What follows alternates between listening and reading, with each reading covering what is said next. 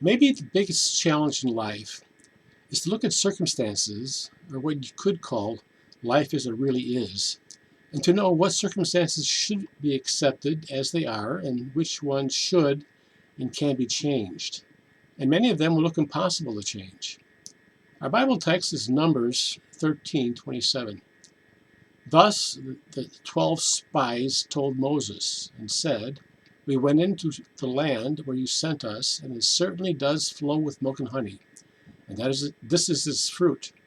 Nevertheless, the people who live in the land are strong, and their cities are fortified and very large. And moreover, we saw the descendants of Anak there." God had promised his chosen people a land to live in, a land flowing with milk and honey.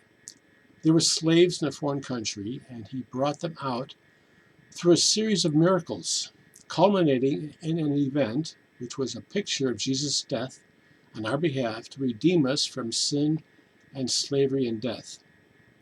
But it wasn't just enough to bring them out of their bondage. He wanted them to live in a land of abundance, this land flowing with milk and honey. When they arrived at this land, Moses, their leader, sent out 12 spies to look at the land and report back to them what they saw. The verses we read were the beginning of the report. The descendants of Anak, a race of giants, were there, like Goliath, only a lot of them. The cities were well fortified, and though the land was everything they were told it was, taking the land would be impossible. I venture to say that this is the norm, and we should get used to it. Things that look impossible to us are not impossible with God. Well, yes, we know all that. God can do anything. Our problem is believing that he will, or even wants to. All things are possible to the one who believes, says Mark 9:23. Well, there are a lot of impossible things in the world. Can we believe for any of them? The Bible contains stories about a lot of impossible things happening, but they're not random wonders like a magician doing tricks. God has a mission in the world, and we're not to judge its viability or the chances of its success by whether it seems plausible or not.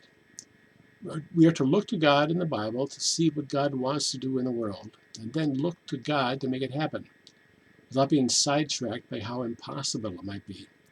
The classic example of this is Peter in Matthew 14, where Peter actually walked on water, albeit briefly, as long as he could keep his focus on Jesus and not on the impossibility of what he was doing. But I'm saying, expect that a lot of the things that you think God wants you to do will look impossible, with no chance of success that you can see. Now you need to keep your focus on God and not on the impossible thing that needs to be changed.